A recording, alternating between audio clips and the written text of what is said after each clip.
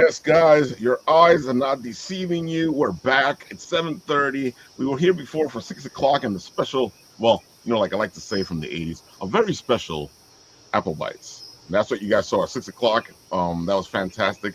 I love what we were talking about then, so I might show a little bit of that as we do the show. But right now, we got all these great guys here on the show, and they're going to be talking about their many projects. And I got to tell you, folks, from the feeling I got in the green room, I have a feeling we are about to geek out. Well, I really believe that Raphael is moving towards a 24-hour a day, 7-day a week streaming service at this point. So the way it's going. Oh my God, no! I ain't doing it, man. It's already hard enough to do these shows as it is. Oh man! So AJ, you said you've been doing it for like a year already, right? How do you find the whole grind? I love it. Actually, I started this as a side project because I had to do a podcast for my day job, which I no longer have or do. So I keep doing the comic podcast. But my daughter decided she wanted to be on my podcast one day. I'm like, it's never going to happen. It was long-term golf development. It was like nothing to do with an 11-year-old kid. And especially I didn't play golf. And so she's like, let's start one. So I started the comics because she was into comics. And we, the grind's been not an issue because it's something I get to do with her. Right. So a lot of our episodes we do together. Mm-hmm. And then I get to do where we get to be silly, cut up, have fun, go off the rails. And then I get to also interview people, which I didn't start out planning on doing, by the way. Like that found me, which was crazy. I got an email one day. It's like, hey, will you interview somebody? I'm like, sure, I'll try it. I was so nervous. I did it, fell in love with it. Got to, now I get to interview, once, twice a week. I do an interview with, Tanner was one of them, which was amazing. But I get to do the fun stuff with my daughter, and then I get to take it a little bit more serious when I get to interview people. And then it does get a little bit grindy. Like last week, I did 4 episodes, which was, you're talking about going 24 hours. I'm not there. But 4 episodes is a lot for a week. So it is. But you try to help know exactly out. what you're saying because that happens here. Like, yeah. And somebody's already talking to me about, hey, Ralph, I can't do the regular show. Can we do an extra show on Friday? And I'm like, I'll see what I can do. Well, and that's just it. Like, you want to help these people out. They're like, oh, my Kickstarter has a week left. Like, can I please come? Like, all right, come on, let's do it. And I, push through and end up releasing 4 episodes in a week. So, but it's fine. So I love it. Oh, I got to say, I love this. We started this version of the show because we, as you can see from the intro, we hit the cons and we used to do interviews with the 35 millimeter camera at the conventions with the microphone. And then in 2020, when the whole pandemic hit, I had an artist friend who was like, dude, I'm creating all this art and I got no one to sell it to. I was like, you know what? Come on to the show. We'll do a live show and you can tell the people what you do and then they can go find you online. And ever since then, we've been doing the live version of the show. That's something I haven't started yet. Is live. Like that's something I'm toying with, but we haven't done it yet. The only reason I don't do pre-recorded is because I don't want to edit. Well, that's I've cut it down a lot, but yeah, it is a grind doing the editing and then all the clips and all that stuff, but. I'm not ready. With all these geniuses online, why do you need to edit anything? That's what's great about a live show. It's like, really, come on. Right.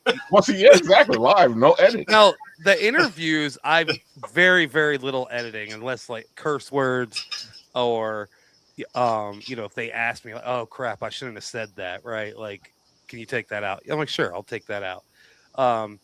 But then the ones with my daughter, depending on, you know how kids are. They have great days. Yeah. They have bad days. She's having a bad day. My editing can be quite long. Yeah. So, but it's just what we do, but we still have a great time doing it together.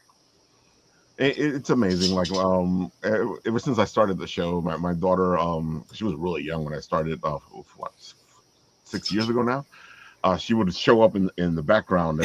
Yeah. She'd be like, hey, I'm like, oh, here we go. Yep. I'll be shocked if that doesn't happen in my background sometime I tonight. mean, I shut myself in a room so it didn't happen with my son. Because especially when they're young, they just they pop up anywhere they want to pop up. I have an open door policy at my place, so anyone that comes in is fine. They can be on the show. It's no problem. It's good. There you go. Oh my god! And Tanner, I love what you do. You have such energy. I feel like you are your character. I mean, I kind of am. I kind of wrote it that way in the comic books too, because it's based on a true story that happened to me, the origin story. Right. I sat on a pencil. It wrote itself, but not until like 15 or so years after I did it. Right. I was just toying around for YouTube, and I'm like, oh, I'm gonna tell that story, and got a costume and decided make it a superhero origin story. So it was kind of an accident, but kind of like fate in a way. Right. That it just kind of wrote itself in there, and I've just been going with it. It started as the costume and me. So then when I transcribed it to the comic books, I just kept it me. I just was like, well, it's me. So that's how it's I gotta going to say, be. when I first saw you, I thought it was just you as a character, and you did conventions. I was like, you had all that energy, and you were roaming around. And then when I found out you had a book too, I was like, dude, this is great. Yeah, started without a book though. I started just as a YouTuber. So you did and, start. Okay. That was you probably met me in like the very early days of Number 2 Pencil Man. He actually turns 4 next week Oh or yeah, this you're coming right then. weekend. Yeah, He turns I 4 do. years old, Mhm. and I started taking him to cons in 2022, and then I got the comic book in 2024. So I mean, it's been like a couple year process for the whole thing to kind of take shape, and now we have a couple YouTube live videos of him. We have 2, almost 3 books. Issue 3 is on its way. Hopefully, Woof. be out by the end of July. We keep Yes. running into a couple delays here and there, but I mean, it's coming. So it's almost done, and we're gonna have a lot of action in that one. It's gonna be a lot of fun, and who knows where he's gonna go next. And I'm happy you're saying that, because a lot of people think that making a comic is something that just happens. I don't Oh yeah. understand where they get this idea from, and I can only figure that they're so used to the big two Mm, that and how they release their books, but they have a long process as well. It's just that mhm. nobody sees it. Oh yeah. Yeah, especially indie route books take Oh yeah, a little bit longer, unless you're somebody who's able to put a lot of time and energy into it, and do all of it real fast. yeah. Takes at least, I'd say, most people about a year to put out a book, if not a little longer. And it depends on the size of the book too. And I know. Also, and how long you've been planning it. Because Hmm. if you've been planning it before that, then it takes about a year or so. Hmm. If you weren't planning it, then it takes like about 2, maybe 3 years. I mean, I got lucky when I decided to do the comic books. I already had the YouTube material, so I was just like, I can turn that into the first 2 Yeah. issues, and so we just made it a little bit better for the books. We took a lot of things I couldn't do with like my very mediocre, very amateur editing style, and we put it in the comic books. So now it's how I wanted it to be in the first place. And CE, you've been working on this for a while now, right? Yes. As far as the script goes, I started it probably 2017, 18. And I had a there's feeling. five pager with the comics experience. They did an intro to writing course. And because I wanted to develop this idea, I kind of brought it to them. So it went from 5 pages to 110. And it's had a lot of in between now and call the real final version would probably actually finish in January. So that's what it's 6, 7 years of script Wow. going back and forth, looking for an artist. I know the first artist I had, things ended up not working out. That was back in 2022, 2023. Put it on the shelf, tried to work on some other things. So yeah, Right. talking about process with comics, I mean, it it takes forever unless you're made of money and can throw it at a wall. Like it's not an easy thing to do. Mm. It's like, if I feel like I was like, I feel the thread here, so let's continue on this, because I really I want to get it out there, and I know we talk about it on the show a lot. It's a big process to get a comic book made. To get anything made is a big process. People think it's like boom, and it happens, and you're like, no, creativity takes a longer period of time than you think. Is it possible to do it in a short time? It is possible to do it in a short Mhm. time, but that usually means that you are in a place with your craft that you're able to do that. well, not only you, who's ever on your team, because you got to think about it. That too. Marvel or DC, these are generally speaking, obviously they're work for hire people, but Yep. you've got people who this is essentially their day job. Some of them have side jobs, but essentially this is what they do all day, every day. So they can meet those deadlines and schedule, whether they're writer, colorist, Mhm. inker, all the little parts in between.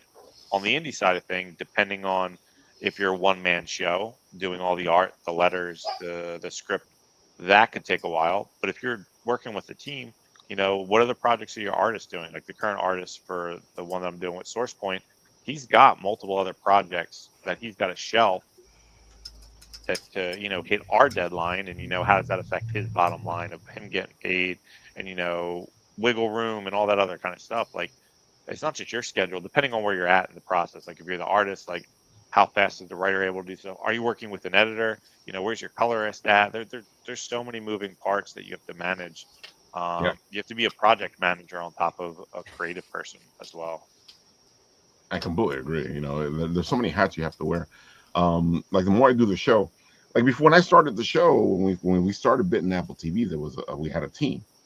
Now Bitten Apple TV is me because everybody's gotten other things they need to do, and it's a whole different experience than it was when there was three of us. Mhm. So I completely get it. And I like that you're mentioning that because there's a process in comic books or in any thing you're creating where you need to form this team, and the team needs to be able to work with you. And we were just talking about this at the 6 o'clock show. You don't just like as a writer, you don't just pick any artist and go, you draw my comic. You want to pick an artist that compliments you. Mhm.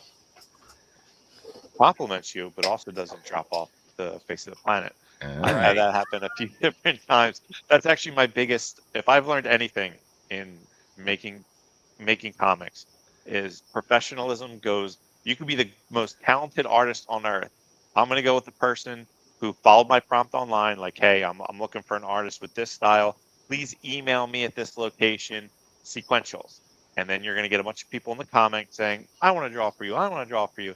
Then you're gonna get people Facebook messaging you. Then yeah. someone's going to email you, and it's going to be a bunch Yep. of covers. And all those people are awash because if you can't follow those directions, I don't want to work with you. So, like, even just that process in itself is the whole thing. Like, Oh, that's definitely. are you going to stick with the project, or am I going to pay you for 5 pages when we need 20, and then you're going to go missing, and now I just lost those 5 pages of pay out of my budget?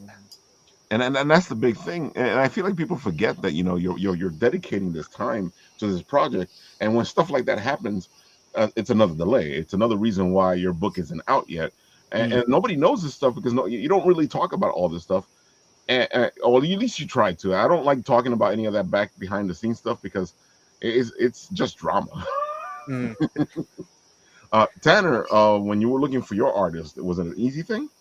Actually, for me, I did have it was a good experience.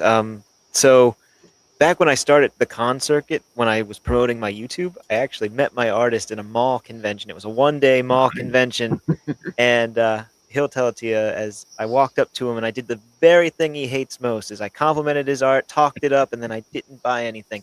But that one interaction, we were able to build a friendship from it because I really liked his cartoon style. I actually have his book here, or our book, I should say.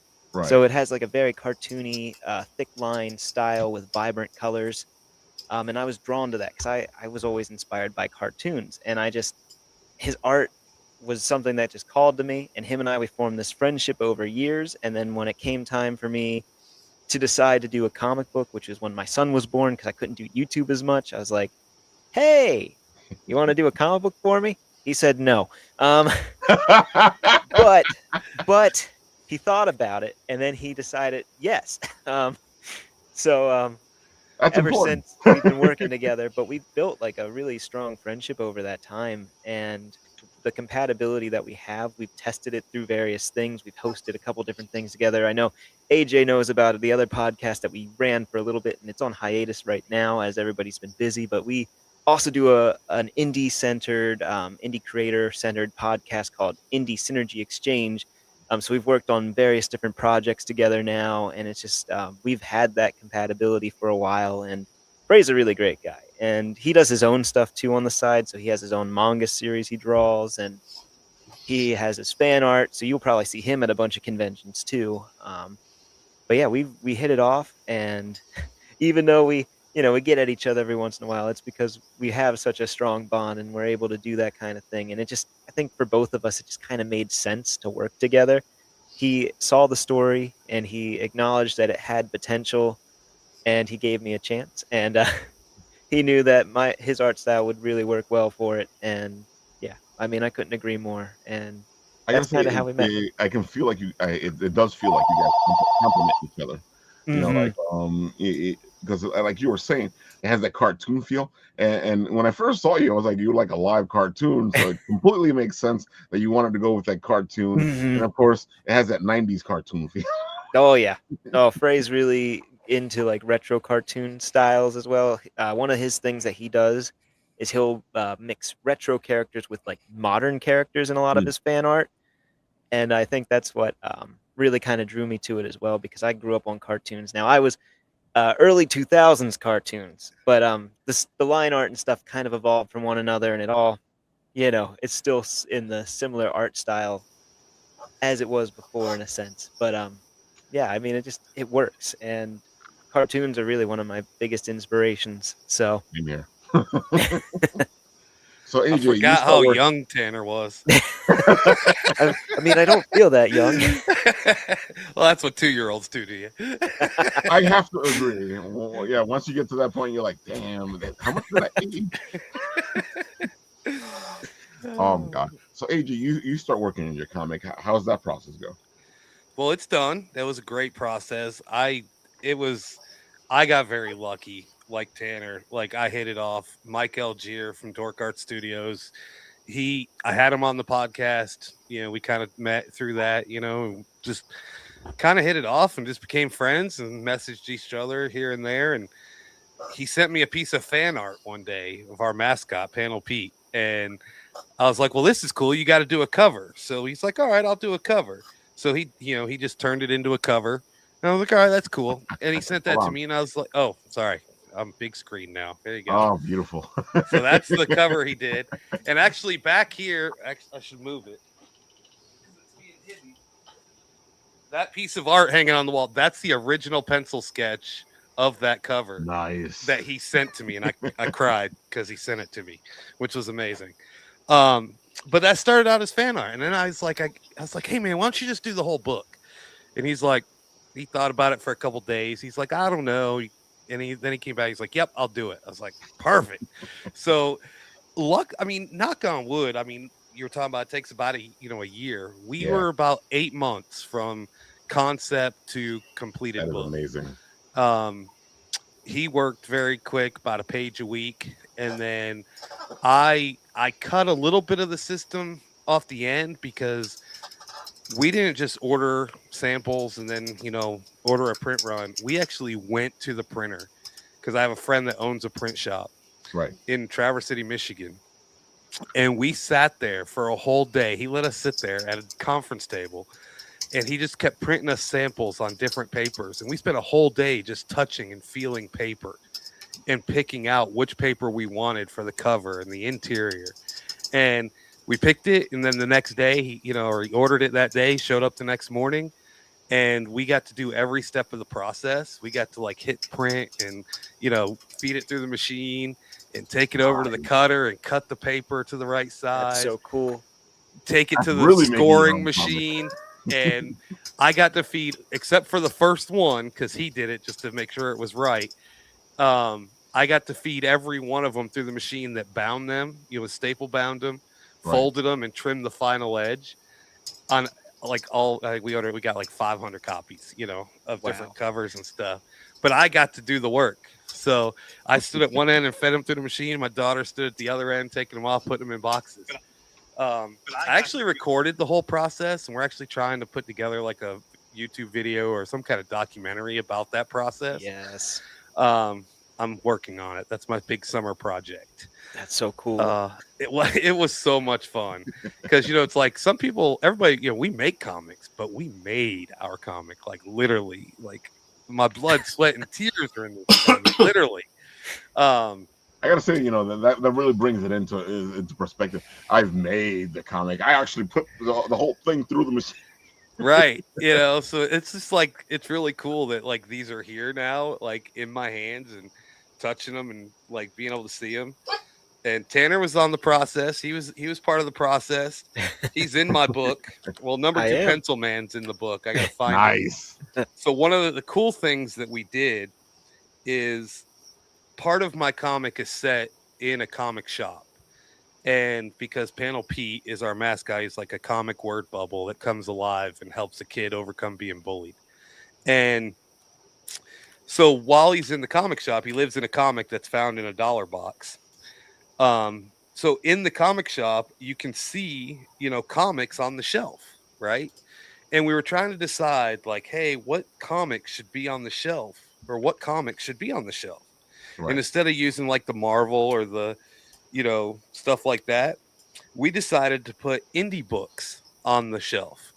So you'll see, I found a small picture here. It's kind of hidden, but you have to make me big again. I'm sorry. Hold on, I'll put you big. Hold on. Look big. You'll see right here is number 2 Pencil Man on the shelf in my comic book. Under, there's Grimm from Stephanie Phillips, The Digger from T.S. Luther, Celestial Knight from Homebrew Comics, Avalon from Brandon from Avalon Comics, or 123 Publication. There's a bunch of them in here of all the people that I interviewed during that process of creating this comic. That's pretty I would cool. ask, I was like, hey, Tanner, do you mind? It might have been even after, because Tanner was pretty early. I was really I think Tanner really was like the straw that broke the camel's back to make me do the comic. I was so inspired with what Tanner did, and I got to go back and find it. It's going to be part of the documentary. But I went back, and I remember going back and asking Tanner, hey, do you mind if I use the book? And he was like, oh, that would be so cool. And so that was just a little way to like include it in the book and kind of an homage to the indie community, right? So one of the best, I would say. Like, I wish more people did that stuff. We're trying.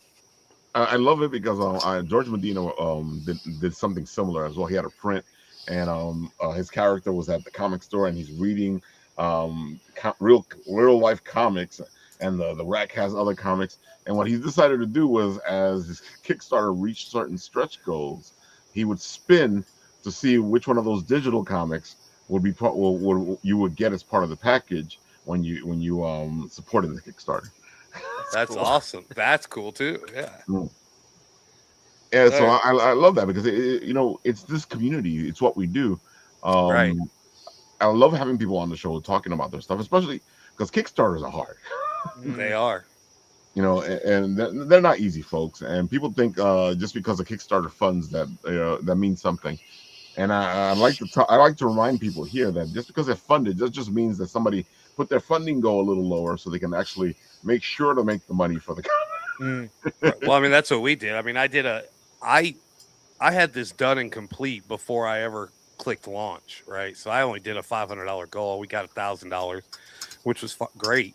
Helped cover, some of the costs, but I already had them sitting on my floor, in a box, comic boxes on my floor here before I even hit, so they're ready to go.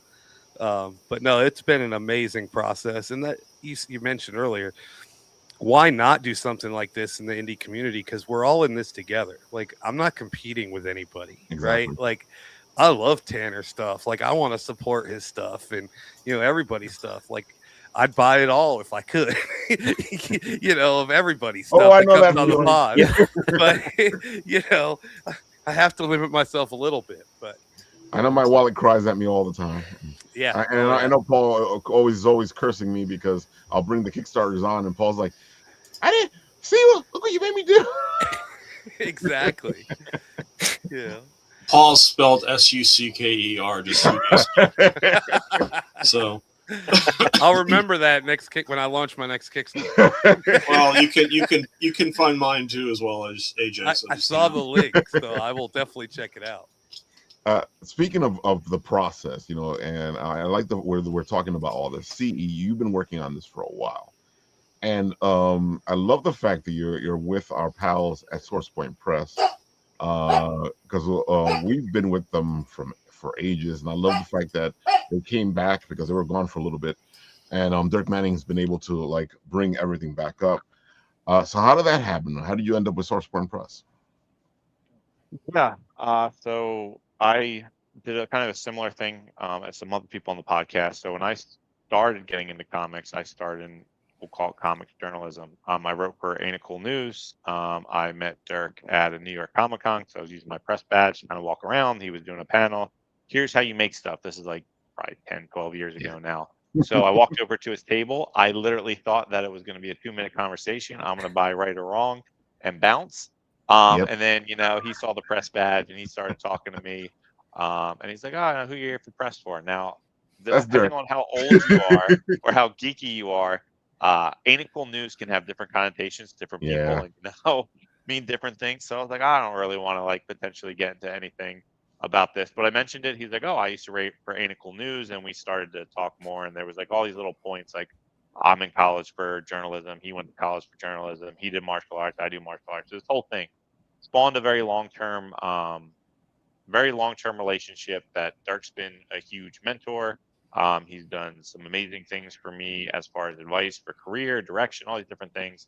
And he's really guided me through the whole thing. But doing the comics journalism, talking to other creators of all levels, like how do you do this comic thing? How do you break in? What should I be doing? What should I be looking for? So that led to my first series, The Six Swords, which I believe you guys covered way Oh, back when. definitely. Yeah, we've Yeah, interviewed CE. yeah, Talk about. It is good that you brought that up. Talk about Bitten Apple being around for a long time. yeah. we did that interview with CE. Oh my God, it's been years, Also, right? like probably like 10 years ago for Woo! that first book, that first Kickstarter. So I learned a lot from doing the 2 Kickstarters with the Six Swords. I actually picked, and I'm doing conventions. I'm meeting the Source Point guys because I had a relationship with Dirk. He had just started to do books with them. So when I'm going to conventions just to hang out and chill and shoot the breeze with Dirk, I would then go over to the Source Point guys, and they were all great. Travis, Josh, all the guys, Stan. It was a great just publisher community. And I told myself then, it's like if I can get a book with anyone, like Source Point is on my list. I love Yeah. these guys; they're awesome people. Like I want to be a part of that group. I pitched them the Six Swords. I got told no. So that one did not make it through. And then I took some time off just because life, kids, work, Yeah. money. I tried to push through some projects, and they just weren't happening, weren't making it. I had a literary agent for about 2 or 3 years to try to get a children's book out. Did not work Ooh. out as well. And then the Mafia versus Clan kind of came up as in, all right, this is the book I'm going to do. I'm going to do it smart. I spent a lot of money on the Six Swords, like you're talking about with money and stuff like that. It was a group project, as in there was other creators, so Yeah. the cost went down. But we did 3 books, and you're looking at a very large chunk of money to do 3 books created. So I was kind of tapped out for a little bit. And I tried to, like I said, do other books, and they just weren't happening. So I was like, I'm going to do this right. I'm going to do a page or not a page or two, an issue or two for a Kickstarter, and then I'm going to recoup my money, see where I'm at, and then do another one, and then another one. The traditional Kickstart way. Well, Dirk, he had taken over at SourcePoint. He started seeing some of the images and stuff that I'm coming out with, and he messaged me. He was like, "Hey, so when do you think that book's going to be out by?" And I responded, "Well, when do you want it out by? What kind of question is that? Let's talk a little bit." So it just spawned the whole thing. He's like, "Hey, I think this is a good idea. The art looks great, concept looks great. If you can get me this finished book, put together a pitch package, and I think it'll do really well. I think Josh will really like it." So that's exactly what happened. And it really just came from starting literally 10, 12 years ago, an interview with Dirk, building that relationship, building that contact over time, going from someone I'm just interviewing to, we'll call it a work acquaintance or someone I interview, to more of a friendship. He's not the only one. There's lots of other people that over the last 10 years that I've really built that and developed it with. So SourcePoint, because I was going to conventions, I met them again. Josh knew me by face when my name came through on that um, on that uh, on that pitch package. He knew exactly who it was. He knew how much work I put in, going to conventions, doing all that kind of stuff. Going Right. back to what we talked about before, like the professionalism. If I'm looking for an artist and I say I want you to email me and I want you to email me sequentials and you're, private messaging me covers, like that's out. We're done. No talking. So building relationships over time and staying professional and seeing that I'm putting in the work. That's how the source point thing came about. I can't say I am forever grateful to Dirk. I'm forever grateful to Josh for the opportunity, and I'm looking forward to it. It's got some personal ties to it, so that adds a little extra flavor because it is based on some real life experiences of my grandfather. Lots of mix of fiction and nonfiction, but working with Dirk as someone who has been a mentor in every aspect of we'll just call it comics, creative, professionally, everything is just a huge accomplishment. Just if this book never comes out, the fact that I was accepted to work with him like that's my personal win. And it's funny that you're saying that because I think your Kickstarter is set for what, 2 months from now? Yeah, September 15th. So I have been on the last 2 or 3 month grind on Hmm. podcasts. So if anyone's listening and wants to have me on, I can run my mouth all day. I'm ready to talk the book. I want to get it out there. We already have some stretch goals. We've got some first day backer goals for 50, 100, 150, and 200. So every goal that we hit, when we hit those goals for the first day, once we launch on September 15th, those are automatically getting tacked on for any of the people who are backing it. So I really wanted to hit it in October for Italian American History Month, but September is a little bit of a better Kickstarter month. So I'm getting the best of both worlds. September being a good Yeah, Kickstarter month, September and is then a I better can roll Kickstarter it month. and Hmm. end it in October for Italian American History Month. There's a window in the fall. You Yes, have to there's get a it very in small. September or October. After that, you're in trouble. Yes, and actually, I want to plug this for SourcePoint a little bit. Go for it. So, because I always want to help other creators out and people who are interested in getting published. SourcePoint is open for publishing. So, if you're interested in trying to get your work out there and you're trying to potentially get a book made, they are looking for books. They call it, I think it's like comics with a sharp edge is like their tagline. They're not looking for anything like not safe for work or anything like that. You can look on what they're looking for, but they're open to any They have a story. vibe, yeah. Yeah, Mm. there's a very specific vibe that they're looking for. They have a very open policy as far as what they're doing with creators, and it's based off the Kickstarter model. Dirk actually did an interview the other day that goes into a lot more depth about how that works. What they're looking for is you create the book, we're going to get it in stores, and anything you make on the Kickstarter, that's your money. So for me, Mhm. anything I make on the Kickstarter, that's return on my investment to pay back and make up this book and then work on either the sequel to this or I just going to mention I have a second book that I got signed with SourcePoint as well. So Nice. depending on how things line up, that'll be the follow up. But SourcePoint's looking for creators. They're looking for books. You can pitch it. It's all right there. And what they're going to do is they're going to put your book in stores. They're going to do a 50-50 split. And from that 50-50 split, if you want to recoup your money, Kickstarter, they're not taking anything. The model is make your book, get your stuff. We will Yeah. put it into stores. Because when you start talking numbers, the way that a lot of these indie publishers fell apart is they're paying creators up front and then they're not making it on the return. Hey, we're going to print, I'm just making up a number, 1,000 books, but only 20 get sold. Well, now the publisher's out, all those Yeah. books that they just printed and can't do anything with. And if you do that over and over and over again, you're never going to last. So SourcePoint's changing it, and they are very, very, very, very Kickstarter, crowdfunding friendly to have their creators make money back, but also to help produce the books that they're going to put in stores through Prana. I was trying to think of the name of the company is Prana. Yeah, we love Source Point Press. I love the fact that they've amped it up a notch because they were already like this before, but I feel like this new model lets them be more like this now. It's smart. Like if you really start looking at numbers and everyone on the panel is a comic nerd, and has interviewed people, and probably knows this. It's expensive to make comics. Yes, It's it even is. more expensive as a publisher. If you're paying a page rate, and again, making up numbers here, and it's like, hey, we're going to pay the writer $100 and the artist $200. Well, if you have a normal 22-page book, you can see we're going into the grands, we're going into the thousands. Well, how many people are buying that book? Not everyone's Marvel, not everyone's DC, not everyone's going to be able to fund or get that return on investment. So again, if you're printing 500, 1,000 books out front, like we think this is going to do gangbusters, and 20 people buy it, well, the investor is out. The publisher, the investor, is out that money, and you can't Yeah. sustain. You're automatically going to be in the red constantly. You're never going to make anything. But with Kickstarter, you're building your audience, you're making the money, whether you're putting it to your art costs or your printing costs, and then you're evening out. So literally, the way that I'm doing my model is the art I'm paying out of pocket. That's my, we'll call it, loss. This money is going to the printing of the book. So for anyone who supports the Kickstarter, we're going to do an exclusive run cover, which it'll only be done for this Kickstarter. So anyone who supports it, you'll get the exclusive cover. But the rest of the books are going to be my print run that I'm going to provide to SourcePoint, so that I'm not, again, going out of pocket on my print run or them. So then Yeah. any money I make back on the print run, then it's going back into the bucket where I can keep putting out books, or I can keep, producing new copies of the book, because the funnel of cash coming in is never going into the red. The loss that I'm taking that I'll eat over time is on my art.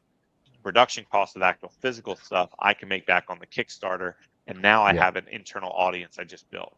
That's how SourcePoint's trying to run it. I think they're going to have a very Well, that's how long shelf Kickstarter life. works. No, So it's a good thing Kickstarter they're works, running it that but way.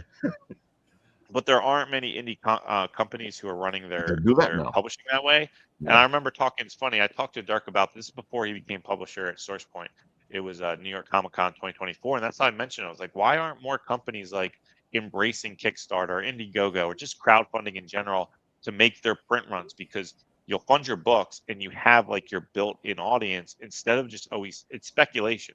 Most of the time, these indie companies have been doing speculation. Like, we're going to speculate what we're going to bring in, or they'll do the thing like, hey, we're going to get a celebrity and he's going to bring in the numbers. But how many of those companies have failed because no one wants the celebrity's book, or they just spend all the money to pay the celebrity? Maximize with Kickstarter. Get your print run through Kickstarter, hit those numbers, and then just sell at cons. It makes so much sense. I don't know why no one did it sooner. Yeah, and I like the fact that they're because I know they were doing what they were doing, and they grew really quickly, and they kind of stalled for a minute, and I'm so happy to see them back. COVID hurt everyone. COVID did hurt everybody, folks. Everybody. And we like to tell people, when people are doing Kickstarters, nobody's really making any money. Maybe the big companies are making money on Kickstarter, but the little guys are just trying to make their book and then You're make the next book. costs. You're just recouping costs. Yeah. Want to make this book? I want to make the next book. Help me make it. Yep. Folks, come on. And you were not kidding when I was showing your Instagram. You've been hustling. I've got a bunch lined up from now until September. So again, the call out is out. I can run my mouth all day. I will talk the book. I will talk comics. I will talk anything. I'm trying to, again, I look at it this way. One, again, I came from the Dirk Manning school. I am being given an opportunity, and I will take that opportunity, and I will go 100 miles past that opportunity. It's taken a while to get to this point. Comics is what I've wanted to do all my life and write them. And I've been given, quote unquote, golden ticket to get something published and put in stores. No one's going to take that away from me in the way that, like, I'm not going to do the work to get it out there. Right. I will talk. I will grind. I've got a couple cons I'm going to go to with like flyers and stuff for the Kickstarter that I'm going to hand out. I'm going to do everything to take advantage of. And at the same time, thank the people who are taking a chance on me. Like Dirk and Josh are taking a chance on me. I'm going to pay them back by putting my work out there, because that's what it's going to take. It's going to take. But that's what it takes, man. I find that what happens sometimes is some people decide that if somebody's helping, they kind of like push it on top of them. Yep. I'm like, dude, do your part. Put your passion in it. It's better when people can see how passionate you are about something. It's one of the things I look for when I'm looking for who I'm going to talk to, who I'm going to interview. Is that passion, because that passion will come out, and it will sell whatever you're talking about so much better. I'll put in the work. Speaking of passion, Tanner, Yeah. tell the people all the stuff that you're doing here and who you are, because I'm gonna show off your Instagram over here, and you are like a busy guy. Yeah. I could be more busy, but there are some limitations to what I'm able to do at this present moment. But eventually, we'll get there. I try to make the most of what I have in front of me, and I believe that anybody's capable of doing anything, and you got to get innovative with your approach to doing things. And I feel like a lot of times you see a lot of indie people, and they're going to just comic cons and they're selling their stuff there. I'm trying to come up with a new approach that necessarily maybe takes me into newer audiences that may not have thought about comic books. What you're seeing there is I actually do library events. I did a couple workshops at some summer reading programs last year.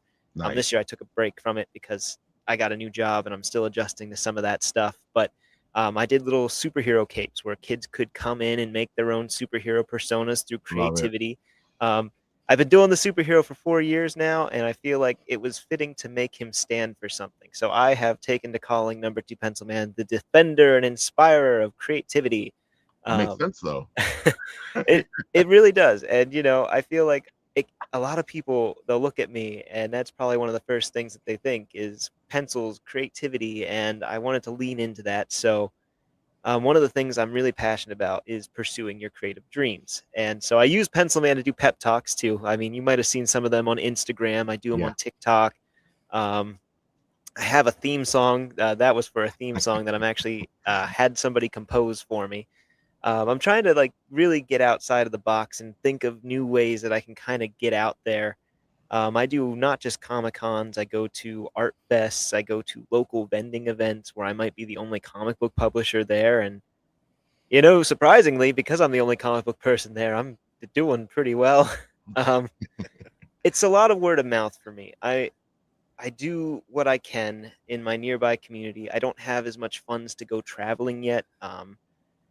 Being a dad and having a family, I don't want to go too far away, especially in the years where Yeah. Xavier is 2.5 now. I want to be here, make memories with him while I can, but then also still try to like push my stuff however I can. So I mean, I've been busy. I've been busy in a lot of different areas, and yeah, it's not just the comic books too. I'm trying to get back to YouTube, so I do the live action Pencil Mans, and those are kind of like non-canonical adventures that I just put together.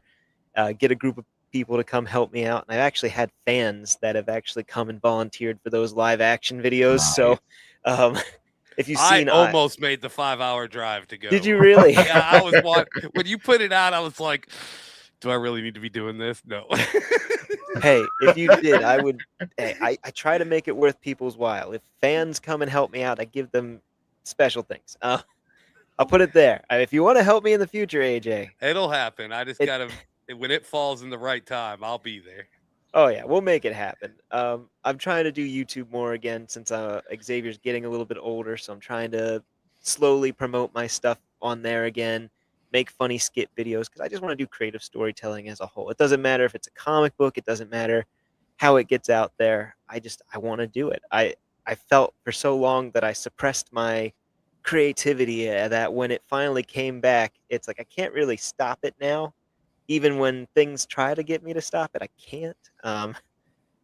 So even if I can't make something, I'm trying to do something else to at least keep moving forward towards the goal. And the end goal for me is really just to inspire more people to pursue their creative dreams and, be passionate about their passions because we're allowed to have passions. And honestly, if you don't have passion, life is kind of boring. And no Yes, it matter what your passions are, you should be pursuing them.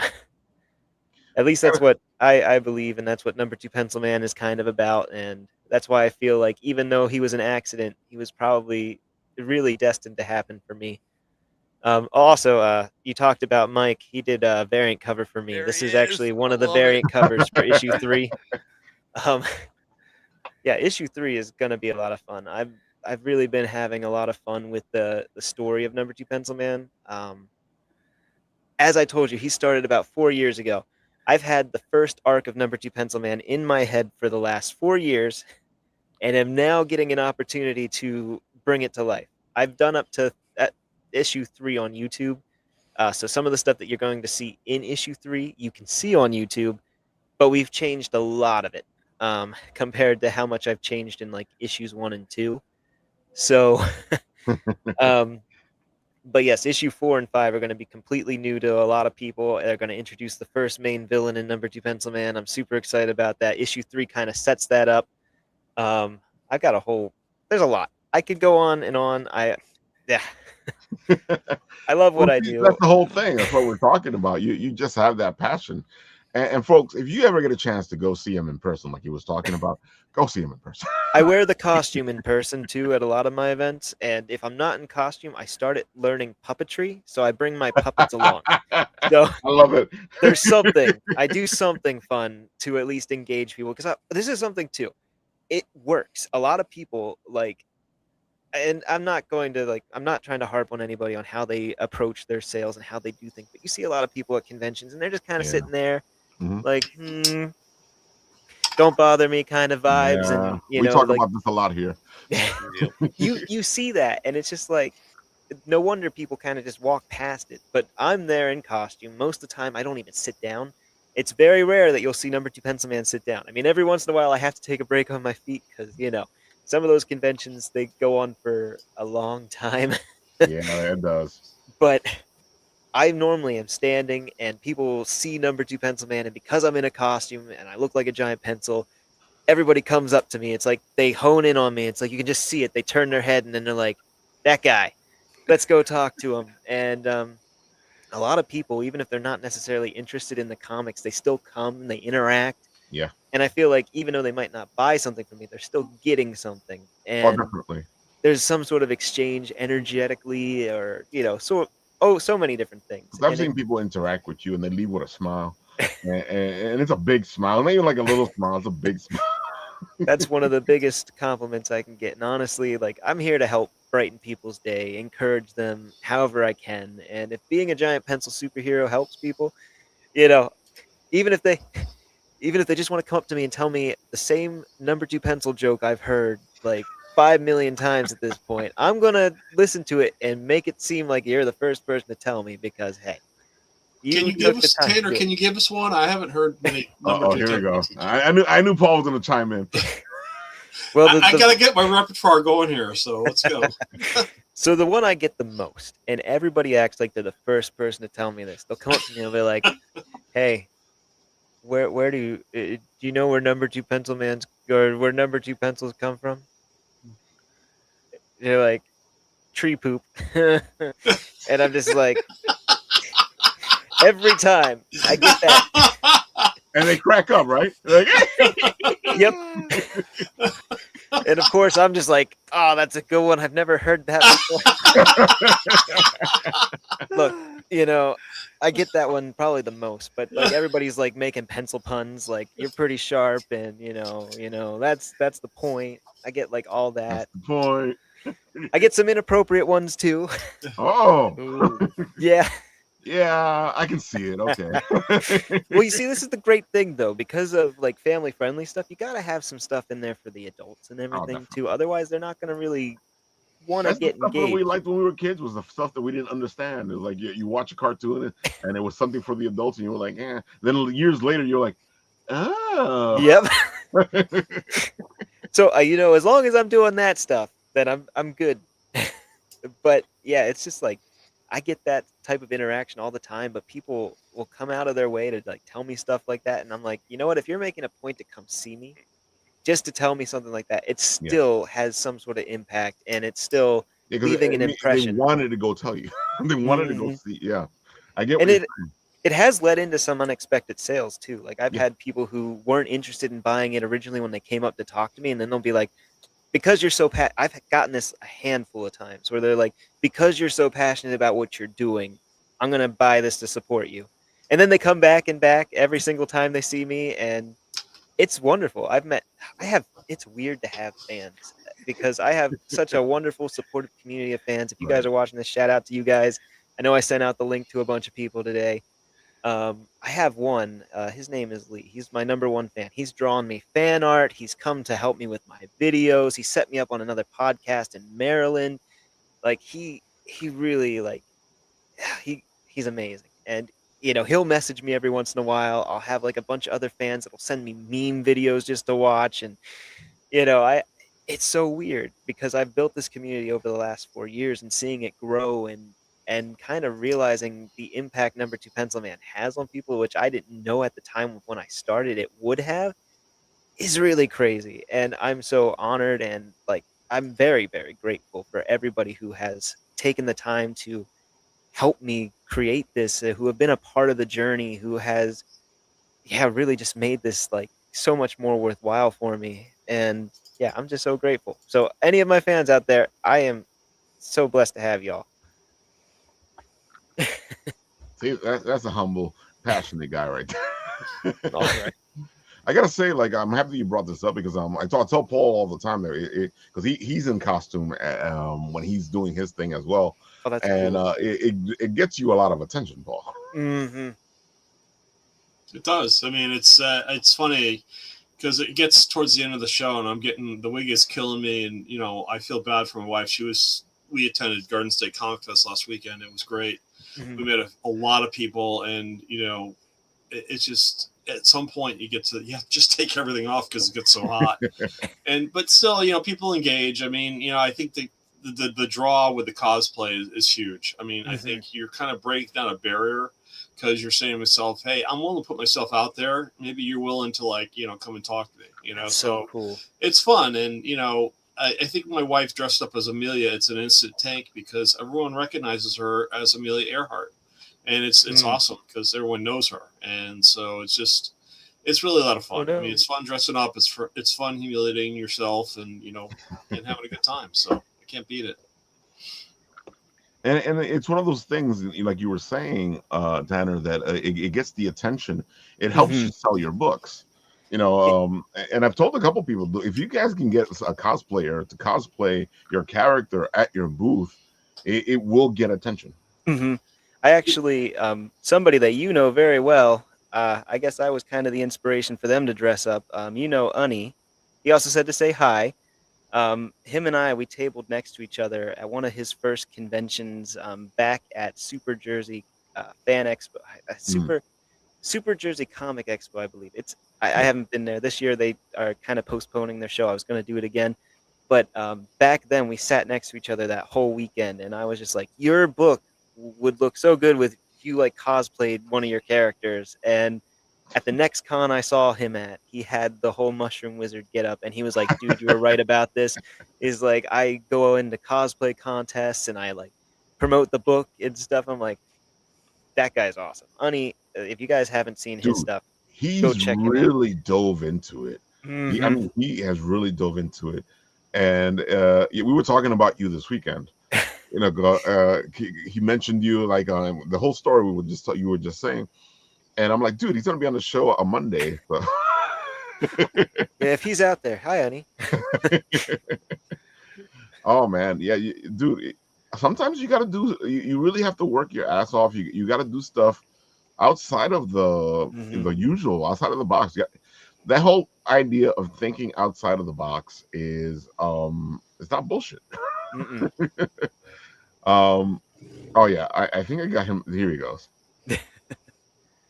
Look at that. Yeah. He's made his booth, so it's a little hobbit hole, and then you see him inside. Yeah.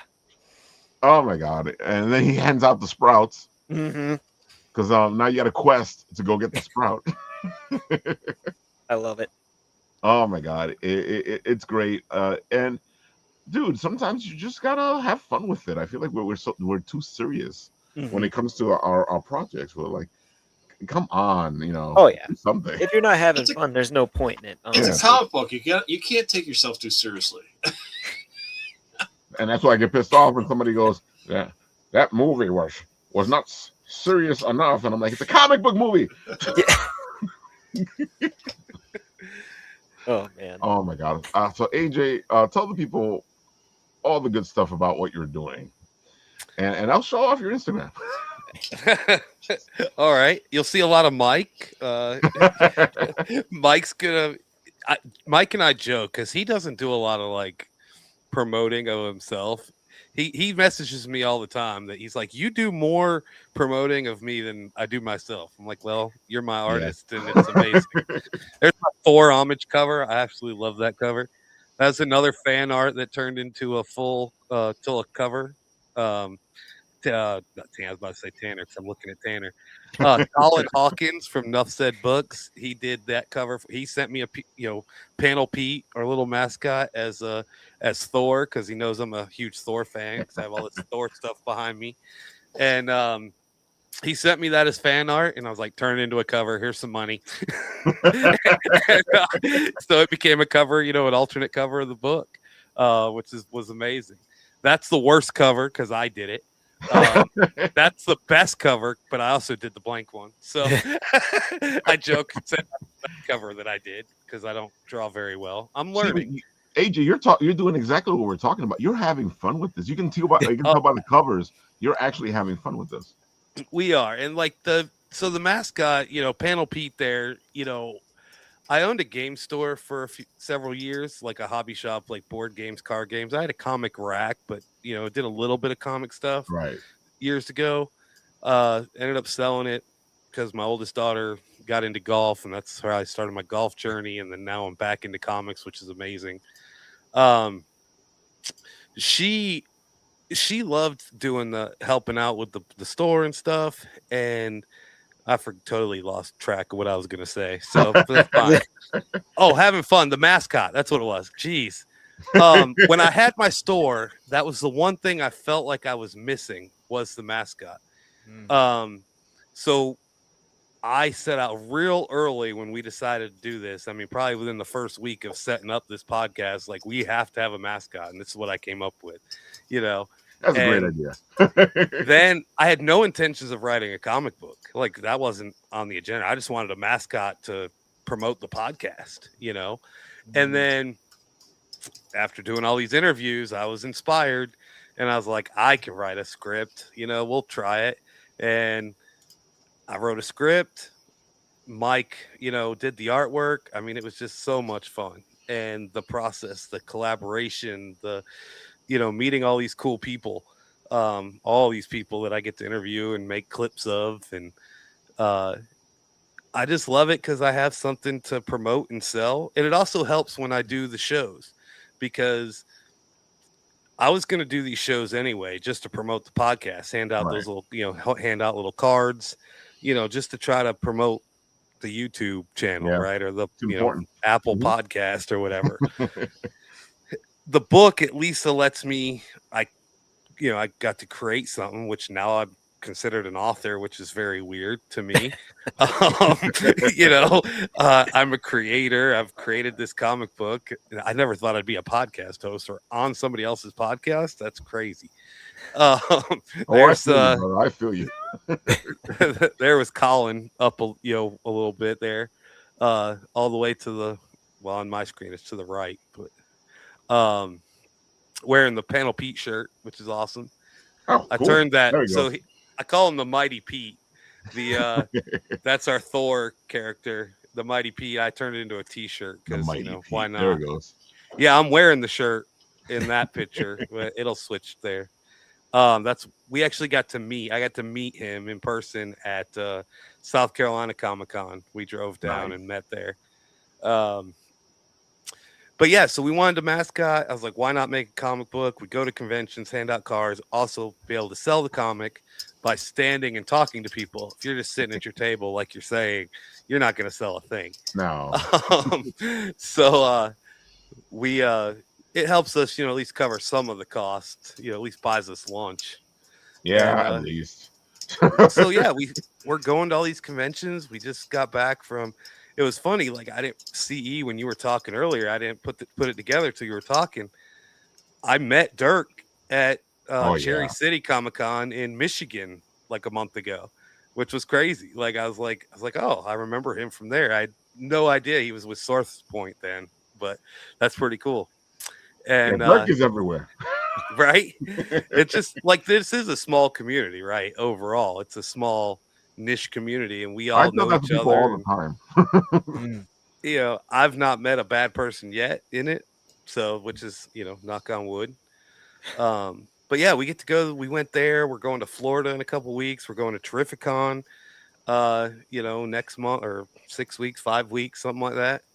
Um, we're gonna do, we do 1 day shows around here all the time, and it's so much fun just to meet people and Oh, definitely. grow help grow the community, but also meet the people in the community and help them grow. Like I tell people all the time, like I can't wait until somebody's able to come on my podcast and like could see a difference, right? Or feel that, like if Tanner came on and be like, dang, I got this because I went on his podcast. Like Yeah. that's what I'm in this for, is to help others. I know Like, exactly what you're talking about, because when somebody like goes, Ralph, I was watching your thing the other day ago, and dude, that guy, I love his book. I bought I went on his Kickstarter. I supported him. I'm like, oh, right. yeah, that's what I want to hear. Yeah, I get a little bit of that, but it's like I can't wait till it like actually can move the needle. You know what I'm Yeah. saying? And like, I mean, I know we're all doing our small part, and I feel like I do That's help a bunch of all we people. can But, do. whatever I can do, and it's very inspirational for my daughter, right? Like she's gotten to meet Definitely. so many, she's gotten to meet and talk to, and we had Stephanie Phillips on our podcast. Like I that's like Stephanie. crazy, Cool. right? Yeah. We had Stephanie Williams on our podcast, so she's getting to meet all these people that are female inspirations, right? For her, her people to look up to, good Yeah. people to look up to. And so that's been very, very cool for me too, is to have these people on that inspire her.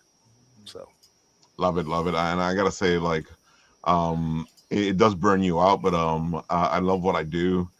And every once in a while, I have to go, okay, let me just take a break and then just come back at it, But how long's that break? I get like an hour. Yeah, you're before right. my daughter's in here, like, just recently this happened. Like you'll notice if you were to go to my YouTube just one on your own sometime and just look at the progression of the thumbnails. She came in like a week ago or two. She's like, our thumbnails are getting boring. It's like, what? I was trying to make them look good and professional. She's like, no. Change this crap. She's like, let's go. She's art director now of the podcast. That's funny. But that's the way it is, At least she's like diving into it as well.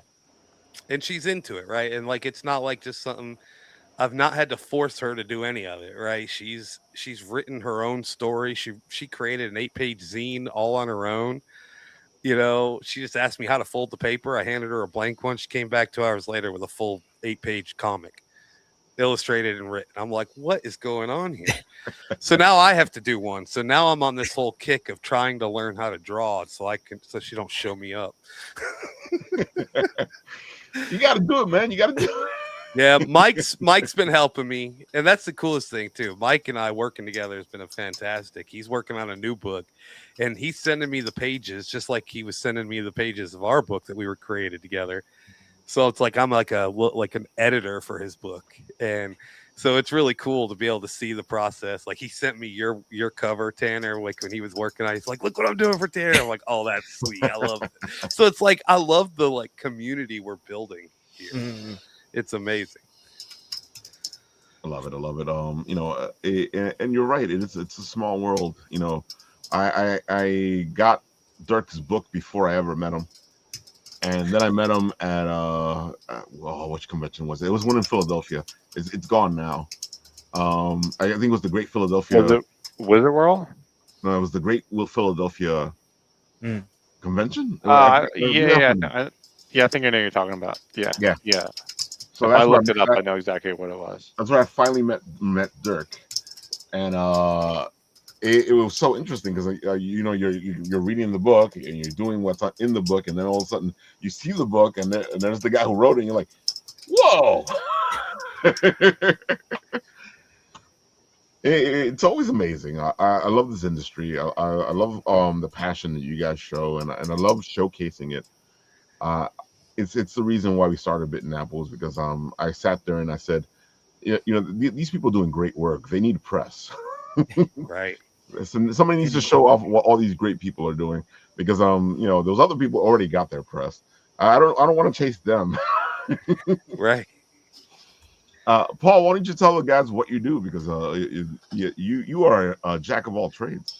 Well, yeah, I mean, I'm looking at AJ and CE and just saying, man, I got to get on your shows, because Yeah.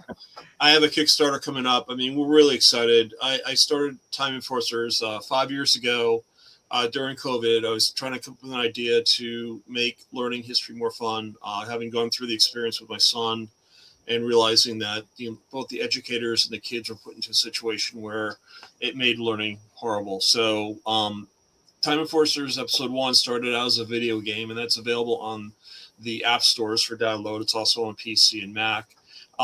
And what I like about it is it's really meant to be like a cinematography experience, meaning that it's almost like a chapter book experience going through that you read through, but then you're also playing a role-playing game at the same time. And while you're going through the game, you're actually being challenged by this character I created called the Inquisitor, who is voice acted by my daughter, and she challenges the players with questions. And I did 5, and you can't imagine how long it took to do 5 questions, but everyone complains there weren't enough questions. So it's just like, okay, so that's feedback. I got to put more questions in the next game. So anyway, I was working on episode 2, and Ralph has seen the demo for it, and we're going to be featuring 4 new characters in episode 2. We're highlighting Amelia Earhart. The next character is Detective Nico Time, who is based on the film noir characters from the 40s and 50s, like the Humphrey Bogarts and the Philip Marlowe's at the time. And then we're going to be featuring Togo, who was the dog that ran the Serum Run in 1925. And then a character that I made up to go along with it. Her name is Maisie Smith, and she is actually the mechanic for Amelia's plane. But she actually went to MIT and did graduate work at Caltech and studied in warp dynamic technology. So she's really smart. And the whole point is really to get kids understanding that there's characters in history you may not know about. And hopefully it piques their interest and wants them to investigate further. So the whole premise of Time Enforcers is to, 1, distort reality, change the timeline, and have fun doing it. And 2, get kids interested in learning about history. And from the reactions we gotten from Garden State Comic Fest, which we did last weekend, was phenomenal. I mean, I was engaging with parents. I spoke with many educators, and they were all saying how great this is as terms of a vehicle to get kids interested in learning more about history. And we currently have a Kickstarter ready to go. We're going to be launching on the 13th of July, and I'm really excited about that. What this developed was I was working on episode 2, and I had to create the cinema scenes for episode 2, but then I realized I'm creating all this artwork. Why don't I just make a comic book out of it? And that's what I did. So we're going to have a 48-page comic. And if you think about it, it's almost like the highlights magazines that we used to see in the doctor's office as a kid. So it's got the comic book aspect to it. So it's a storyline. We have a dungeon crawl that's going to happen. But during the midst of the dungeon crawl, we're going to have questions and answers through a crossword puzzle and a jumble that the kids, you can answer as you go through. And there's no need for internet access because I have this device which was created in episode 1 that's going to be available in episode 2 as well. It's called the Chronoton, and the Chronoton is almost like a Pip-Boy from Fallout, where it has all the answers you need to answer the questions you're challenged with. So the back of the book is going to have these dossier files on all the characters in the game. It's going to provide their historical backgrounds. It'll give you the answers to the questions. You don't have to worry about going to the internet. And we also, just give you an idea, we developed these 2 cards for the Kickstarter pre-launch that is available through that pre-launch link for $5 or incentive. And what it is we're featuring Amelia Earhart and Detective Nico Time. And with these cards, if you join the pre-launch, contribute $5, you'll get a set of cards if you log on to the campaign and make a pledge. So, we're trying to draw attraction. I think it's an important project. In terms of the relativity of kids learning.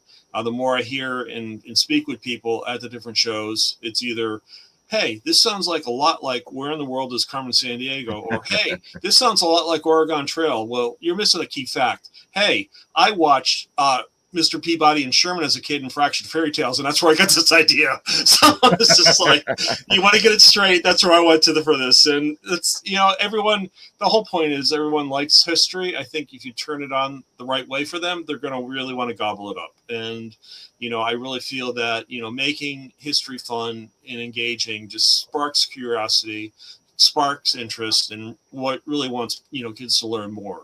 And part and parcel, this is, something I've been building out over time.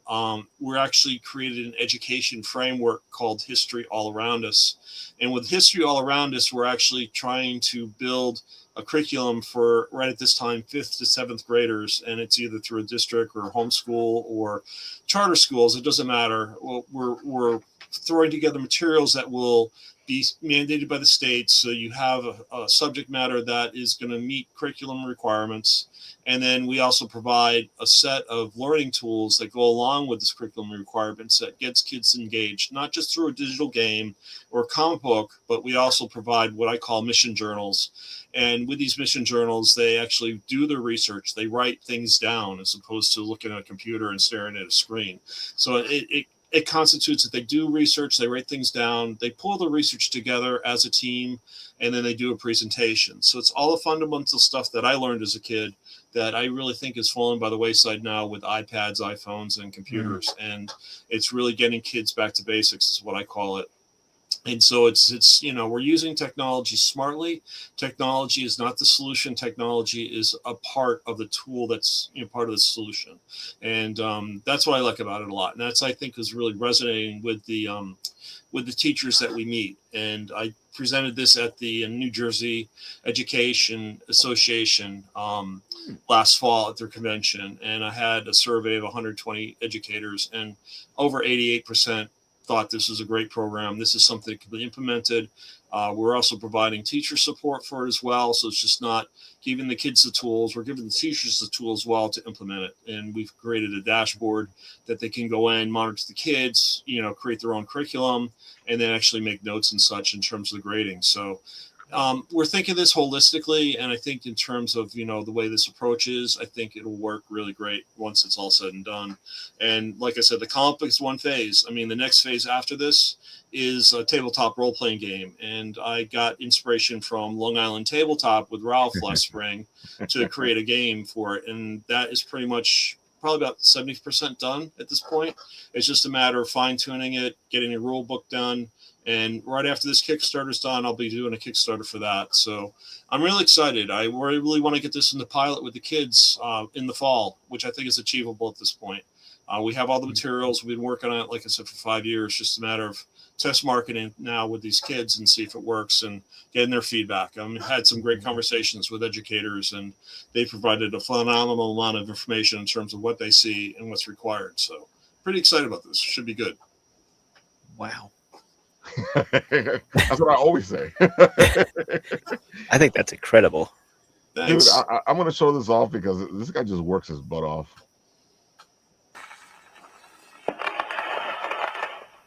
Los Angeles, the city of angels, 1947. The war is over, but the streets still feel like they're fighting somewhere. Something sinister. Air thick with the whiffs from Pan's 24, all-you-can-eat blue plate special, hot asphalt and bad intentions. Neon signs buzz and flicker, casting purple and green halos into the puddles. Ripples that shift the wrong way, like the streets casting reflections of someone or something that should not belong here. That's where you'll find me, Nick of Time, detective, time enforcer, and the guy they call when history's about to get itself into a knot. Some folks say I'm as tough as a $2 steak, and they're not wrong. But I've got a soft spot for the ones who are saving, the lost souls, the underdogs, the ones who never got their fair shake. I've chased crooks down back alleys, across oceans, and through centuries. And I've learned one thing: time's got teeth. Bite the wrong way, and it'll chew you up quick and spit you right back out. But me, I keep my rules close, my friends closer, and my watch wound tight. Because in this city, and in this job, if you're not watching the clock, you're already out of time. I'm just having way too much fun with this. I mean, when I looked at this comic and developing, and this is the preview issue that I've got out. I mean, we offered this at Garden State, and we got a great reception when I started offering it for no charge. It was awesome. What you say, Ken, you want a free comic and I'll sign it for you? It's like, yeah, sure, I'll take it. So it was really cool. I mean, it met a lot of kids, met a lot of parents, and this was really a great engagement tool. And then we pitched the Kickstarter for that at the same time. So I'm really hoping that this will key them to the fact that, we're doing this project. We're really looking forward to this Kickstarter launch to get it going. But, in terms of what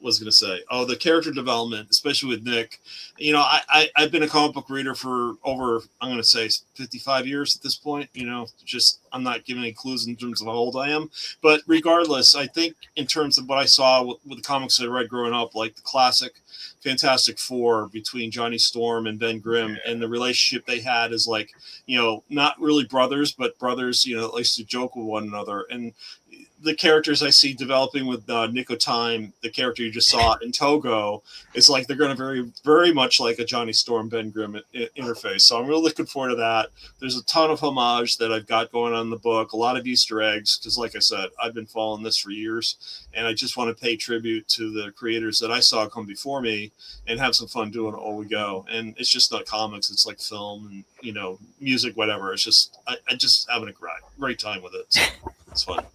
See, folks, everybody here is having a great time with this.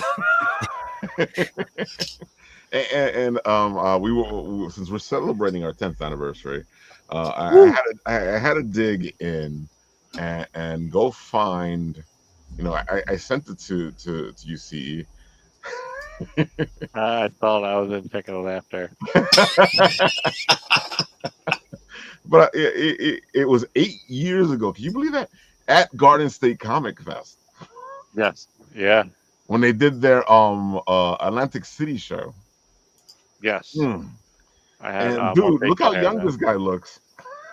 Of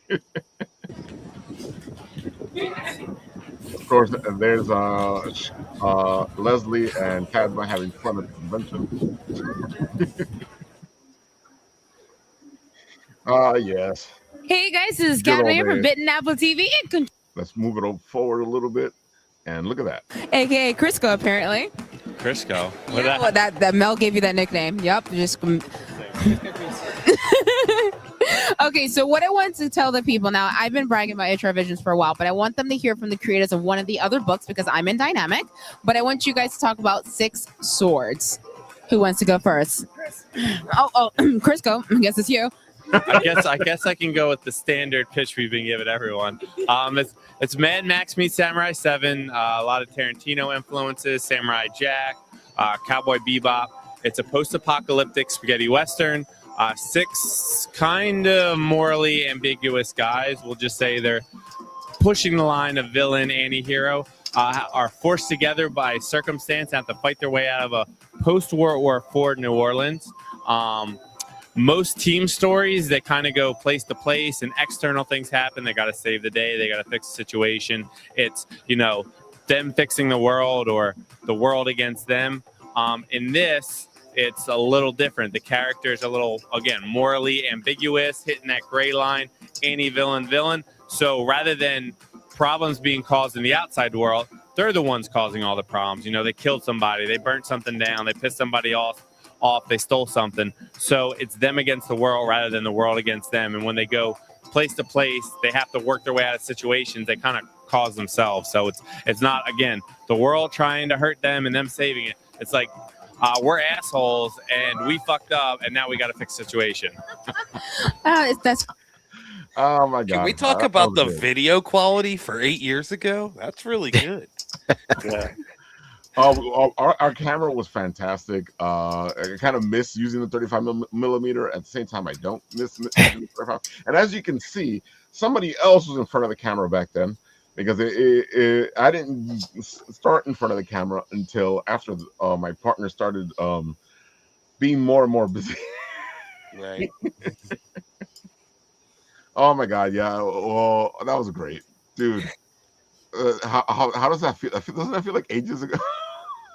honest, it's hard to even it, fathom's the wrong term, but like that's just it's like another lifetime ago. And 8 years really isn't that long, but it definitely feels it Oh, definitely it feels does, like forever. dude. And folks, if you get a chance, go check out that book. It's fantastic. It's so much fun. Are you still selling it? Yeah, I wish we could have went a little farther with it, but it's one of those Yeah, because I things remember when I where you spoke to put you, a you lot had of a big thing planned for it. yeah, we did. I mean, we had a bunch with I can't remember now. AHR R Visions? Yes, yeah. AHR. Yeah, AHR Visions. God, yeah. There you I'm go. going a little dyslexic here. Yeah, we had a lot that was planned with them. Ultimately, they just never kicked off. After we had funded, we were actually at San Diego when they were going to announce a book. I guess I can say now because it was online with Terry Crews. Terry was Oh, I supposed to remember come that. out. Yeah. They Hmm. had a panel set with him. We had just funded our first Kickstarter. It's like sweet, we already got the coattails. We're riding this guy to the sky. Something happened with the guy who was running the company's flight. He Yeah. wasn't able to make it out. I guess some Yeah. internal things happened. They canceled the panel, and then things just kind of never panned out after that. I ended up paying for a fourth book with one of our cover artists in that video, Plaid Klaus. He did Mm. Boy Trip for Image. He's got a bunch of books on Kickstarter he's been doing for his own thing. He's actually doing for the Mafia vs. the Clan. He's going to be doing, once Cool. again, our exclusive cover. I love Klaus. A personal goal to eventually do. I've got the story in mind. It's just it's budget and timing has to line up. But we had a fourth book done by Klaus that I paid for. I got it drawn out, got the color started, the letters, whole thing. And it will unfortunately never be released. It is on my Substack though. I do give an 8-page preview just to give it a Nice. little life. But yeah, we planned a lot with the Six Swords, and that's one of those things where you learn lessons. And funny enough, Yeah. is one of the lessons that Dirk tried to tell me before I did it is don't put all your eggs in a basket. Like Oh, start definitely. small, start tiny, do the 5 page or do the anthologies, then work for the single issue. See where issue 1 goes, see where issue 2 is. Like you can't, it's exciting. Everyone is obviously on this podcast very passionate about comics. They're passionate about the medium. Hmm. So for anyone who wants to do it as well, be passionate, Yeah. but be strategic because if you Yeah. put all your eggs in your basket and you blow out your cash and your capital and the thing that can actually push your book forward right out the gate, guess what? You're taking a lot of time off or never coming back. And that's kind of luckily with the Six Swords, I was able to recover. But there was a lot of money spent in marketing and all these different things, and things just didn't I pan love the I out. love the fact that we're here again because I feel like we've come full circle. You No, it's 100% full circle. know? It's definitely full circle. Yeah, Um, and it showcases to the people out there that stuff happens, and this is the reason why comics take a long time to come out. yeah, they do, and things happen in between. Like I said, there was a bunch that I was trying to get out. I even tried, like I said, I tried the literary agent route, didn't work. I tried to get other books done with other projects. Artists dropped on me. Yeah. So you really have to come up with a plan, be strategic, know what you want to hit, and then start hitting those goals small. And as you build your portfolio, the stuff you can bring to cons, the stuff that you can do, then you can start showcasing that a little more and start putting a little more money into bigger things, which I think crowdfunding is like the superpower for it's a steroid for. You can build an audience and then you can make your money back on whatever you're putting your money in for, depending on if you want to eat the creative costs and just pay for a print run or do the whole thing. I think crowdfunding definitely changes the game than just investing and hoping that a big publisher is going to pick you up and give you a job. I've seen a lot of people do that. They wait for the big publisher. I'm like, dude, just do your stuff. It's not going to You need happen. to have something in order for them to see it. No, you Yeah. got to prove there's tractions. That's what I'm Exactly. finding with the schools going out. I mean, everyone thinks it's a great idea, but until they get traction and show effectiveness, it's just sitting on the shelf at this point. So you got to prove your worth to everybody.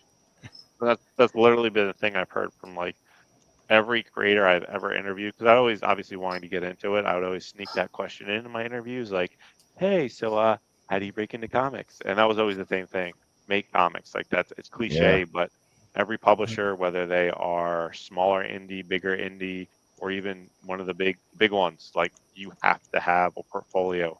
Are you going to work? Are you going to take an 8-year layoff of, hey, Yeah. this big project is screwed up? and then still be able to come back and bounce back. They want to know that you are invested in this, because if they truly are a big publisher, guess what? Put money into you, and companies want return on investment. They don't want to just bank on, hey, maybe this is a wonderkin and the next great thing. Yep. I completely agree. But it always bugs me out that how afraid people are to make mistakes. I'm like, dude, if you don't make mistakes, you're never gonna know how to do it right. You're also not human. Yeah. That's being human. Being a human being is making mistakes, growing up, learn from them, progressing forward with the lessons learned. I'm still figuring out how to set up my table, and it's been 3 Yeah, years. there So, you go. it's getting better each time, but it's just like there's always sense for improvement, and that's why I look at it. So, Folks, just do it and then figure out what you did wrong and what you did right. But you can't figure that out until you do it. No, we can't. We can't even get the experience. I think just, again, this is personal, really subjective, is like, I am a learn by falling on my face kind of person. I've had enough people, I'm sure everyone else has told you, don't do X, Y, or Z, and then you do X, Y, or Z. And it's like, why did I do that? I just had someone telling me not to do it, but you don't learn until you do it. Like I said, I had Dirk telling me, giving me advice on certain things, and I was like, yeah, I'm going to do it Hey, anyway. I got And, you. not the guy who's been in the industry like 20 years before you and probably did it himself and everything else. But, and I had other. What's the that? fire looks so cool. I mean, Yeah, exactly. why can't I touch it? I don't understand. It looks Yeah. like a great thing. Oh my Personal God. experience goes a long way. So fall on your face, get up, and then do better. All right, CE, I'll start with you. Tell the people where they can find you one last time. There you go. Yeah. So CE Massari. You can find me on Instagram, Facebook, CE Massari, as well as Substack, Master of None, where I write, a bunch of different things. I did a philosophy, I compared basically South Park to the great Greek philosopher Diogenes. Yeah. You can find stuff like that in there. I did why I Superman love is it. the greatest superhero of all time, philosophy of Superman. I recently compared the biblical gospel to martial arts. So I like to take that super, super awesome philosophy and religious studies degree that I got in college, because I used that 70 show joke. All the philosophy factories closed down, so I got to use it for something. So I try to take that background of my undergraduate, if I'm not writing comics, to weave it into some different essays and different thought topics. But yeah, you can find me there. And then you can find the Mafiaverse to Clan on Kickstarter coming September 15th. The tagline is John Wick meets The Godfather. It is a mix of nonfiction and fiction story based on my family's real life. The main character is based off of my real life grandfather, and some experiences that he had in the South as an Italian American with the Klan, as well as the death of his sister, Augustina. That was a big event in Philadelphia history, and weaving a lot of very, very personal stories. If you look at any of the podcasts I did in the past, I don't want to kill time, but if anyone wants to learn a little more, I have done lots of podcasts. I've plugged the story, I've plugged the history. It's very, very personal. This is definitely a love story to my family. I'm trying to give back to what they've given me as far as the pride in my Italian American heritage, the life I have. I'm very grateful for that. And this is trying to tell that story in a fictional, non-fictional way, in a fun comic, because I just think comics are the best medium. They're a great way to tell story, and I really try to take everything that I learned in these last years and make the comic medium the best that it can be. If anyone reads Aubrey Sitterson's Planet Freedom or Planet, I can't remember the off the top of my head, but Aubrey Sitterson has a Substack, and he wrote a great article that really inspired me about how he was trying to do Free Planet. That's the name. It's Images Free Planet. How he was trying to really take the comic medium, use all the nuances of what makes the medium great, and I wanted to approach this in the same way. The inking, the stylization, the way that you can tell and weave story through images. I really tried to push that in everything that I learned over the last 8 years, besides it being extremely personal. But at the very bare minimum, if the Mafia versus the Clan as a title doesn't sell you, I don't know what will.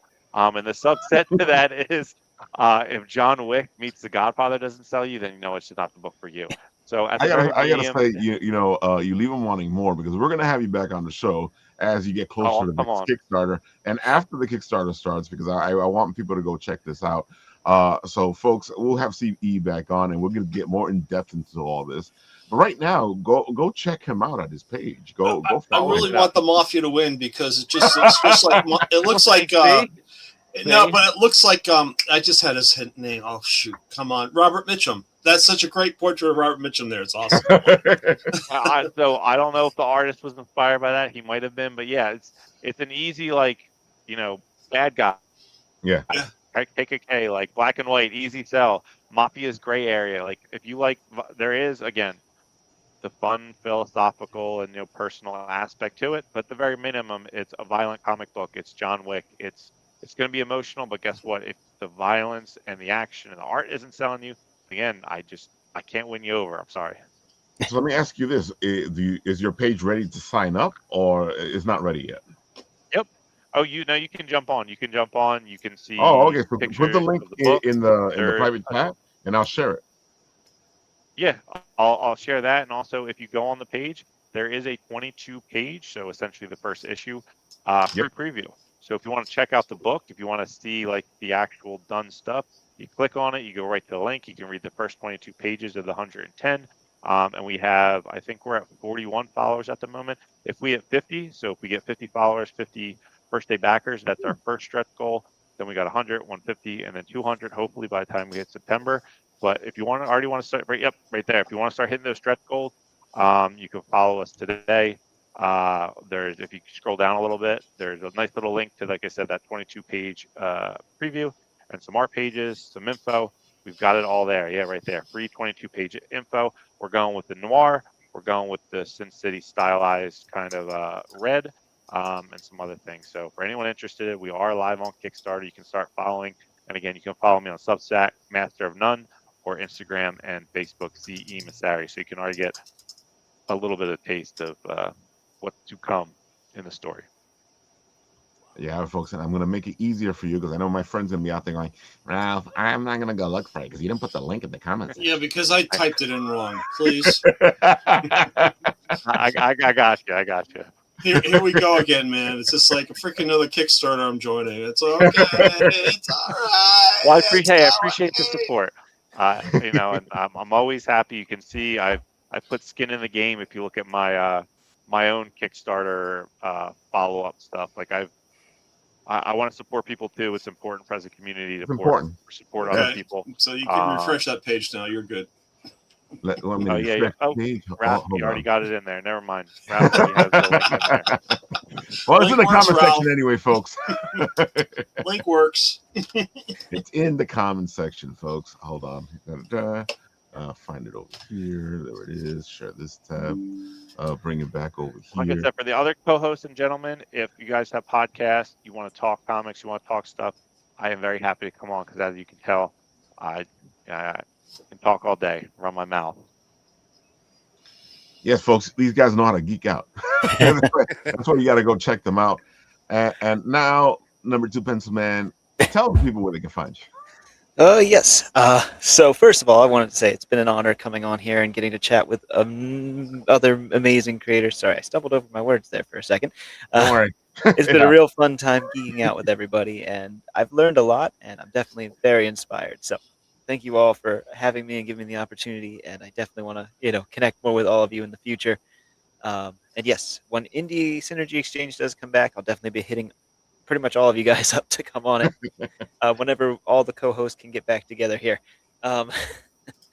which will be soon. But for the meantime, I'm number 2 Pencil Man. I'm not in costume right now, but there I am in costume.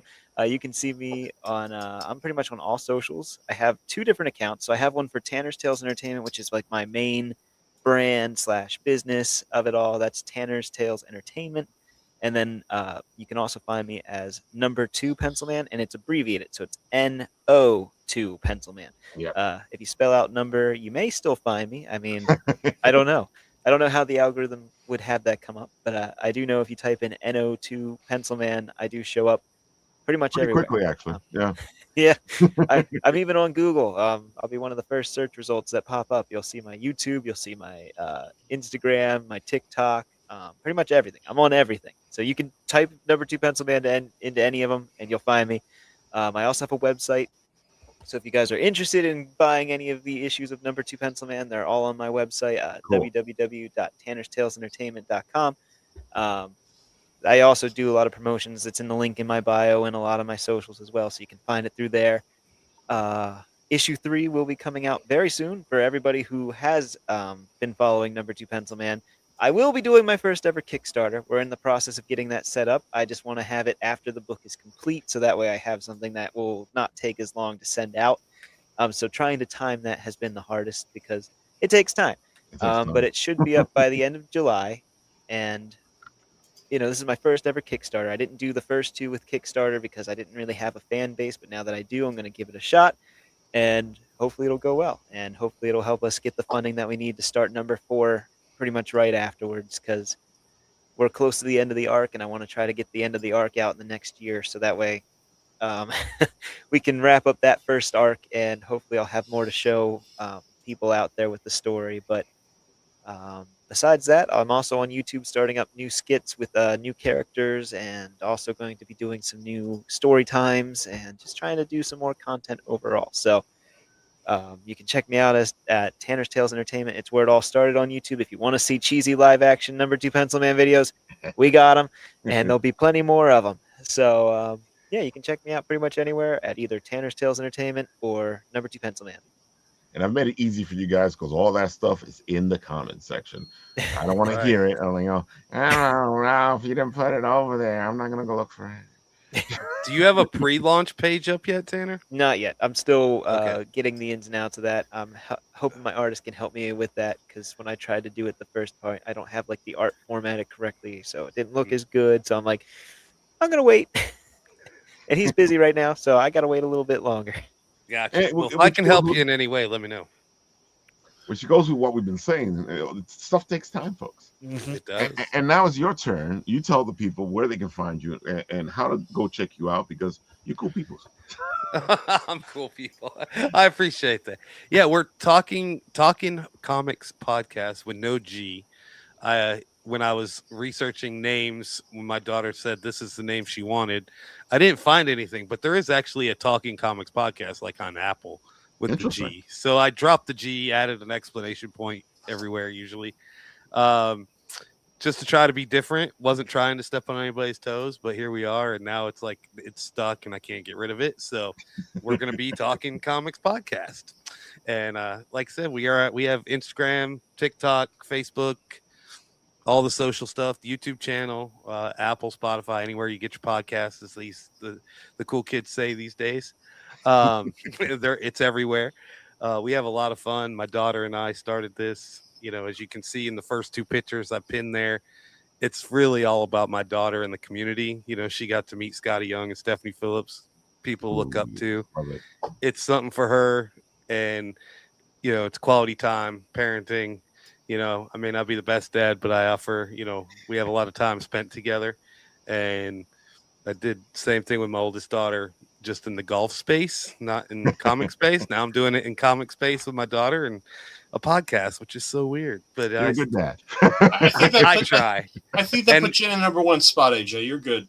Yeah, and I loved it. I've learned to love being now in front of a camera and a microphone, and I can't. Now I would be lost.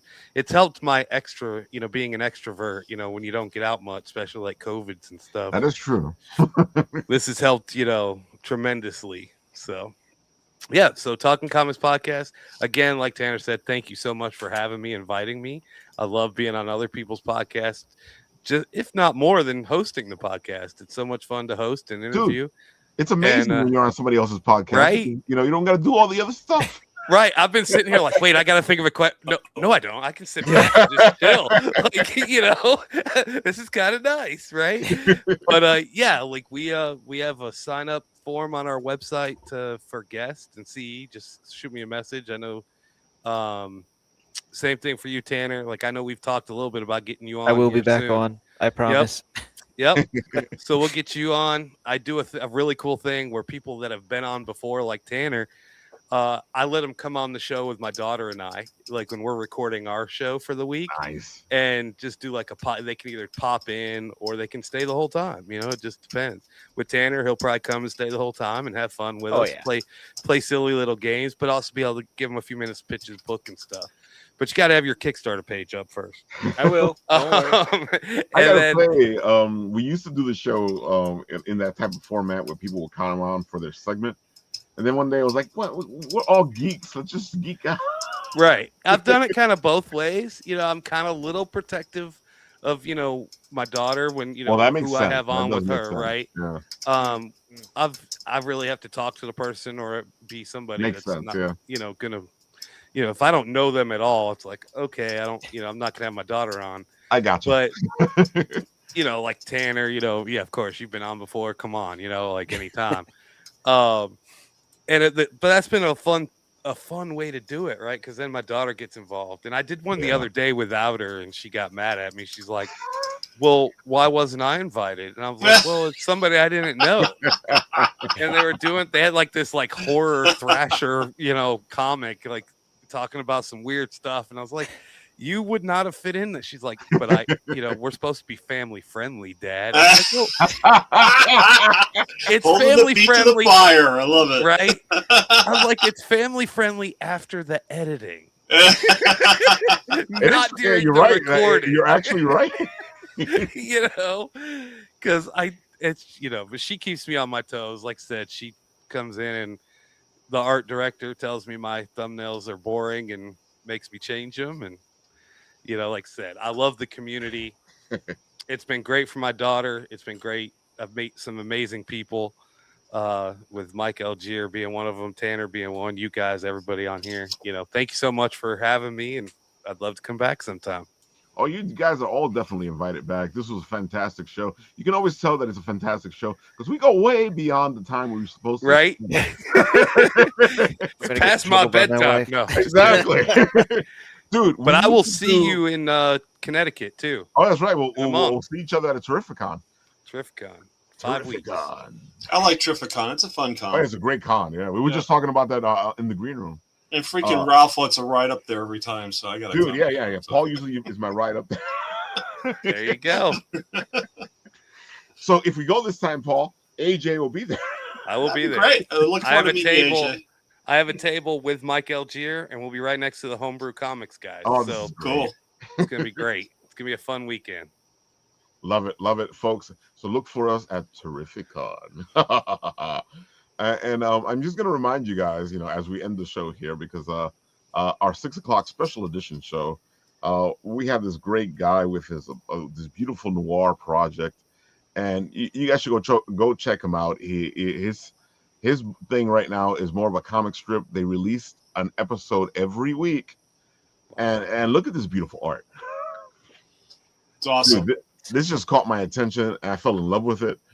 And I had to have him on the show just to talk about all this stuff. Well, it strikes a chord with Raphael. It's got film noir and it's got bears in it. What more does he want?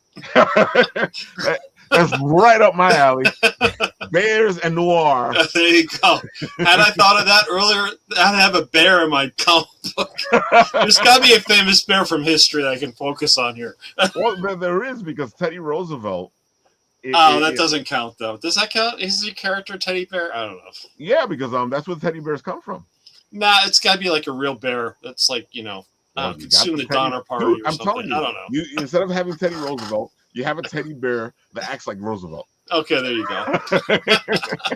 That's not a bad idea. I want to put that link in the comment section as well.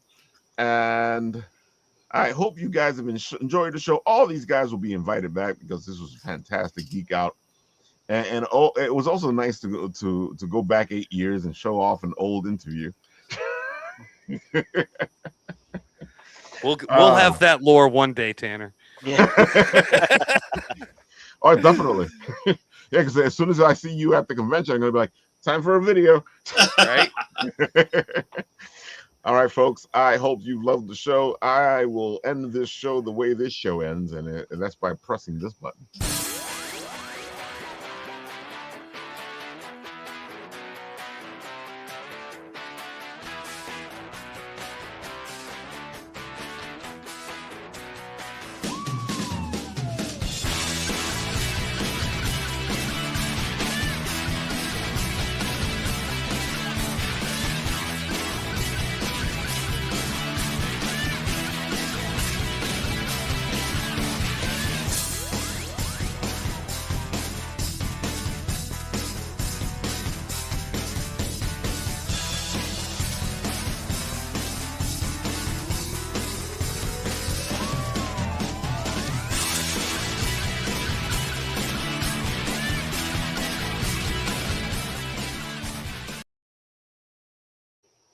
hey, what are you doing here? Go follow